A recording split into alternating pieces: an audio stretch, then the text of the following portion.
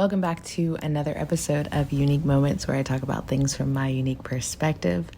So we are back with our final law in the Universal Law series. I'm kind of sad about it. And of course, there are other laws that govern the universe. These are just kind of the main ones. If you're interested in studying things like metaphysical or spiritual or things of that nature, it's just a good place to start because these are the very basic ones, but I'm sure there are many others that you could find if you dig deep enough.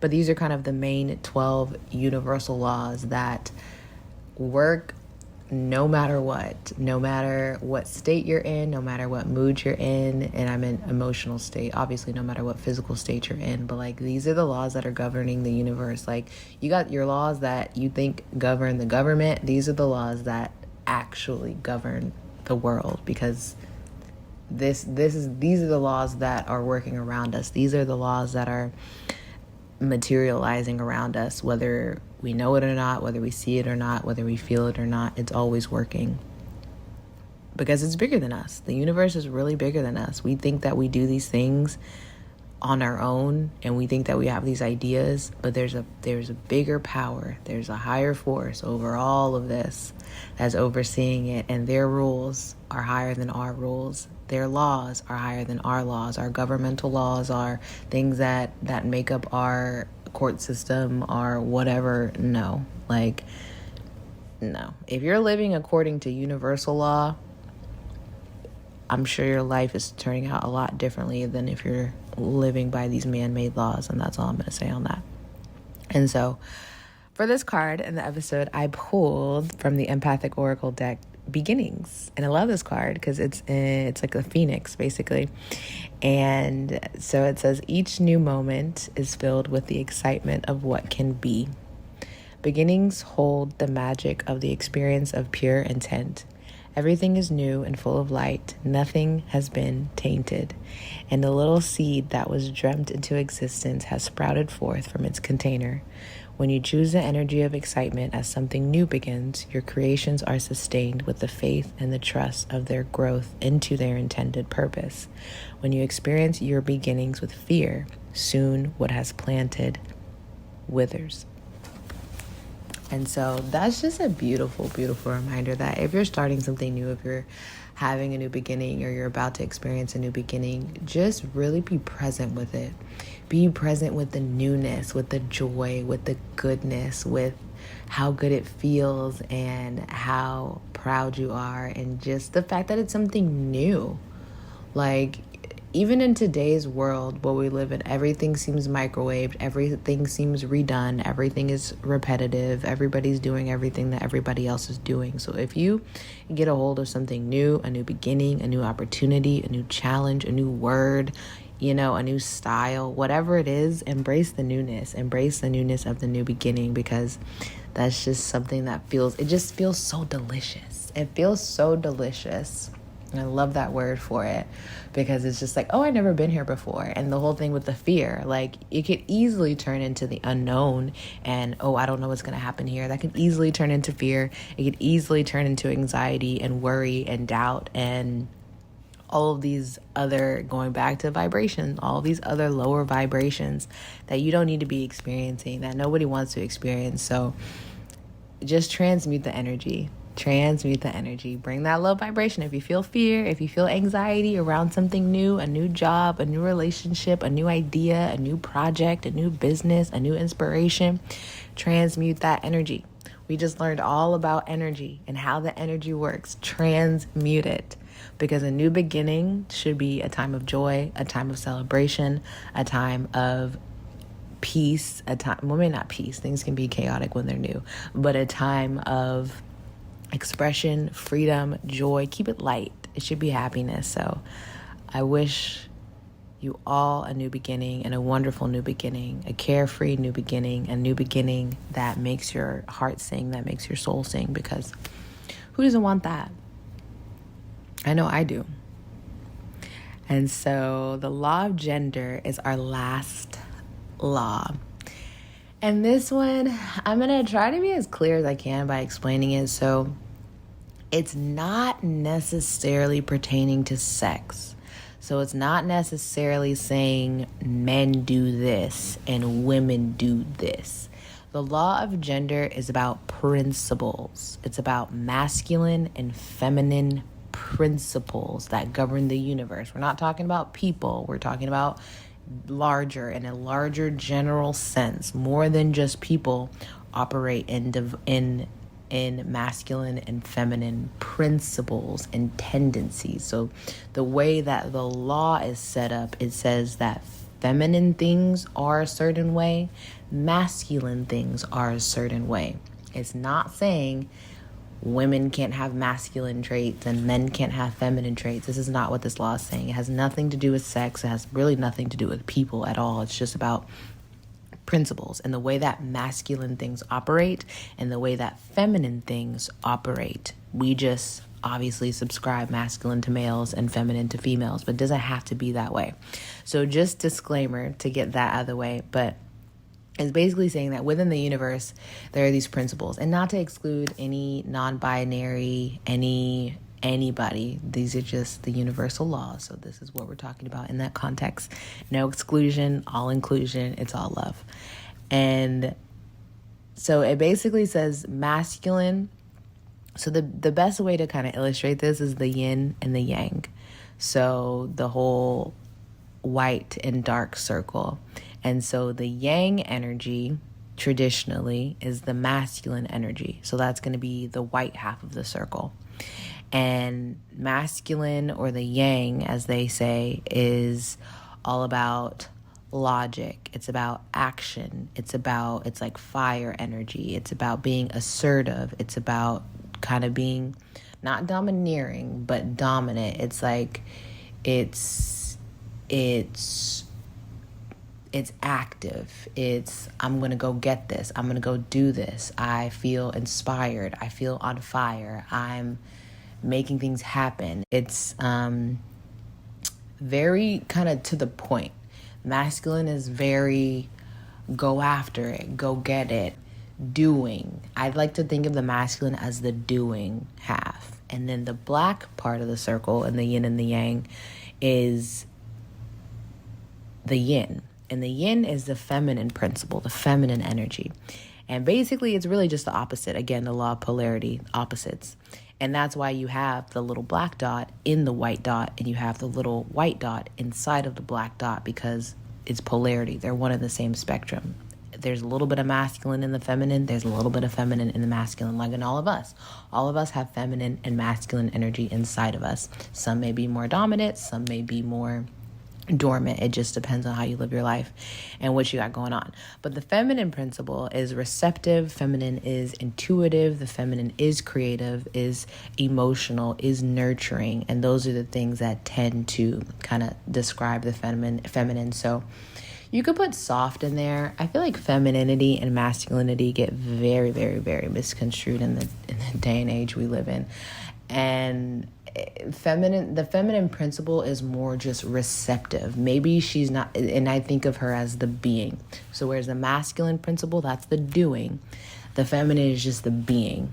And the feminine is attractive. She's receptive. We don't necessarily have to go out and go get it. Like you can go out and go get it if that's what you do, if that's what you like to do.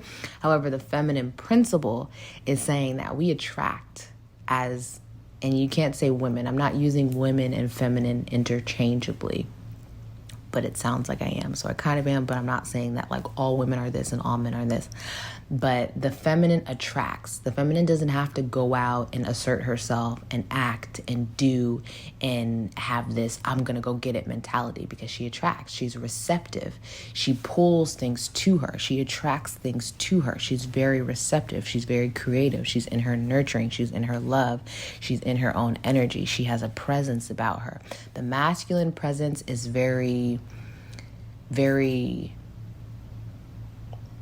like, the masculine is very dominant and the feminine is just very receptive. I want to say the word submissive, but I don't want it to get misconstrued. But like in a way, it is submissive. It's like, okay, I don't have to do, I'm just going to be, and then the things around me are going to conform to me, because the feminine, she creates, and the masculine creates also, but the masculine creates, like, think about building with hands. The masculine gets the tool belt, he goes and gets the tools, he goes and gets the woods, he gets the nails, he gets the hammer, and he starts building that house. The feminine creates receptively. The feminine creates magnetically. So all she has to do is get in her energy, get in a good bath, get in some good nature, get in some good thoughts, and you think about it. She's like, ooh, that would be nice. That would be pretty. I want to have this in my house. I want to have this in my house. I want to have this in my house. And then things start, she attracts, law of attraction. Things start magnetizing around her. And then she just has all the tools that she needs. And then the house is built. The house is built. She doesn't have to go out into the shed and get the toolbox and build the tools and the hammer. No, that's the masculine. And that's why the feminine and the masculine work together. They don't have to do it in that way. But that's just an illustration of like how one creates and how the other creates. One is more of active and one is more of the doing, and that's the masculine principle. And then one is more receptive and magnetic and attractive, and that's the feminine principle. And so how this kind of plays out in just things in life. So for example, like the sun and the moon. The sun is considered to be like a masculine energy. It shines, it's bright, it's very, out there in your face. It's glowy, it's showy, you feel it, masculine. And then the moon is a feminine energy. It's at night, it's kind of dark. It's very demure, very like soft, very kind. It's like subtle. It's still bright. The moon is very bright, especially on a full moon, but it's like that subtle brightness. It's not in your face, scorching, burning on your skin. I feel it. It's like, ooh, that little moonlight, that little candlelight. Like that's the feminine principle. And it's always like this push and pull of energy. So you can think of the masculine as like pushing, because they're doing. It's like a heavy push energy. And then the feminine is like a pull, because she's being, she's receiving, she's attracting. And so that is the feminine. And then some other examples. I think nature by law is feminine. She creates, right? Things bloom, the flowers bloom, animals have babies, nurturing, water is flowing, the river flows, it's nurturing, it gives life, it's water, it's a resource. Trees, plants, they're growing, things are sprouting, things are blooming, things are being planted, nurturing. That's nature. So that would be like a feminine principle. Masculine principle. What's a masculine principle? I want to say technology can be classified as a masculine principle. Ones and zeros. It's all numbers.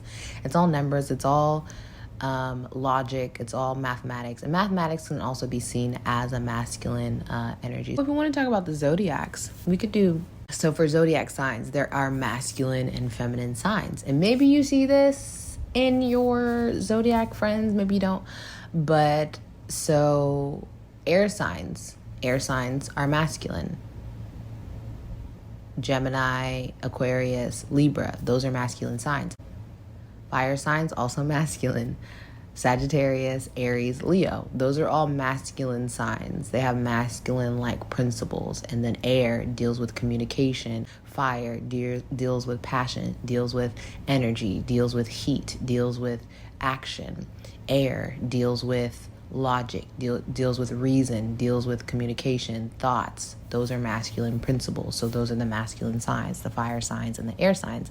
And then we get into the feminine principles, the earth signs and the water signs. So the water signs, Scorpio, Cancer, Pisces, feminine energy, water is flowing, water is life-giving, water is nurturing, feminine energy. And then we get into the earth signs, Taurus, Virgo, Capricorn, stability, earth. We think of plants, we think of Mother Earth, we think of harmony, we think of stability, we think of dependability. It's solid, it's a foundation. That's a feminine principle. And so those are also kind of the laws of gender and how they play out with the zodiacs astrologically. And then that goes with astronomy too, because the planets, like how the songs, what's the song we used to sing when we were younger? Boys go to Mars and girls are from Venus or something. All I'm thinking of like is men go to Jupiter to get more stupider. But I know there's a part in there that talks about women being from Venus and men being from Mars. And while that was just a little stupid game, there's truth to that. So women being from Venus is a feminine planet, the planet of love, the goddess of love. We think of Aphrodite. We think of love, nurturing, sensuality. We think of luxury when we think of Venus. We think of adornment. We think of looks, aesthetics, pleasing to the eye. We love a good look. My Venusian people, and it's like Venus is all about the beauty aesthetic. And so that would be more of a feminine principle. And then we think of Mars, the planet of war. Mars, masculine, the planet of fighting, the planet of not destruction, that's Scorpio, but the planet of, it's just like fire. Mars, the planet of passion, the planet of fighting, the opposite of Venus, basically what I'm trying to say. So the men being from Mars makes sense because it's like, that's the war planet, that's the danger zone, that's the destruction, that's the fiery heat, energy, passion. That's the masculine principle also at work. But basically that's kind of the law of gender. I'm drawing a blank in wherever else you see it, but understanding those principles, now you can kind of see, and again, going back to, we all have masculine and feminine energy inside of us. There's times where I'm sure you can guess and you can see when you're operating in more of your masculine energy, when you're operating more of your feminine energy. Maybe you're operating in more of your feminine energy and exhibiting more of those feminine principles when you're talking about your feelings, or you're being sensitive or sentimental, or maybe, you know, there's something good that happened. Maybe you just had a baby. Even with men, you're crying because there's something beautiful about that. That's, you're operating in sort of a feminine type of energy. Or maybe you're being nurturing and recepting. You're feeding people, you know, you're cooking, you're taking care of people. If you're taking care of a home, if you're taking care of people, if you're nurturing your friends and giving them support, or being vulnerable, or giving them a shoulder to cry on, you're probably operating in more of your feminine energy. If you are maybe at work and you're productive, you have your to-do list, you're checking off your task, or you're getting the company lunch, you're taking on the most of the responsibilities in your home life or at work, and maybe you're doing all the chores, and maybe you're doing the laundry, and you're picking up the things, and you're taking care of business at home, you're paying the bills, you're doing what's other things, you're fixing things around the house. You know, that's not necessarily like men and women, but it's a masculine thing. You're taking action, you're making change, you're creating with your hands, you're building something with your hands, you're changing something, you're doing something, maybe making decisions. That's also a masculine trait. I hate to say it, but making decisions and being decisive and being logical and thinking. Maybe you're doing that in your relationships. Maybe you're doing that with your job. Maybe you're having to make big decisions and hard decisions and prioritize things. You're operating in more of your masculine energy, in more of masculine principles. So it really shows up in all areas of your life. And I think it's good to pay attention because we all want to balance, right? Again, the universe loves divine order. The universe loves balance. And so I think it's good to be able to know and understand when you are operating in more of your masculine energy, or you are operating in more of your feminine energy, because then you can balance it out. If you're like, okay, no. I've been doing, and now I just need to be. I just need to relax. I need to take a bath. I need to take a walk. I need to go out in nature. I need to cook. I need to, let somebody take care of me, let somebody pamper me, and get in more of my feminine energy and be. That's why, the men, they started getting their nails done. They started, getting facials, getting massages, getting the skincare routine and taking care of themselves. And they're balancing themselves out. They're balancing out that masculine energy with their feminine principles and taking care of themselves. They're nurturing themselves. They're taking care of their body. And then also, if you are a woman and you're maybe in too much of the B of it all, maybe you have things that you want to start or like projects that you want to do, or, maybe you want to advance in a skill or a different area in your life, or maybe you want to create, you want to make something, and this, not necessarily cooking, but make something tangible. Say you're a woman and you're always operating in your feminine energy, like you're always cooking, you're always cleaning, you're always, pampering yourself is not a bad thing.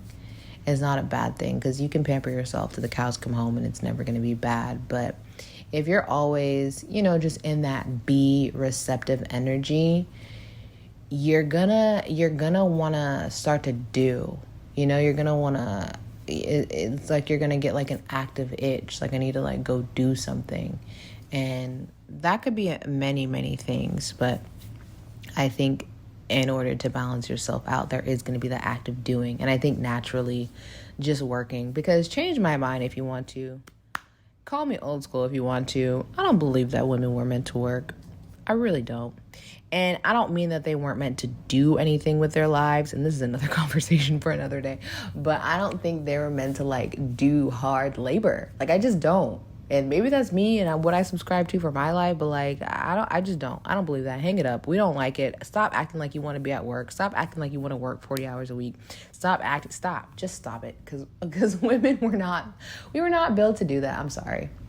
And so I think naturally, now that we are doing that in this modern society that we live in, women naturally balance themselves out. So if you're taking care of the feminine, you're taking care of yourself, you're practicing self-care, you're nurturing yourself by talking with your girlfriends and hanging out with people and, getting that good, receptive, attractive energy. Naturally, you're balancing yourself out when you go to your job and when you work and when you put on your working hat and your decision making, naturally you're balancing out with your masculine and feminine energy. So that is all I got.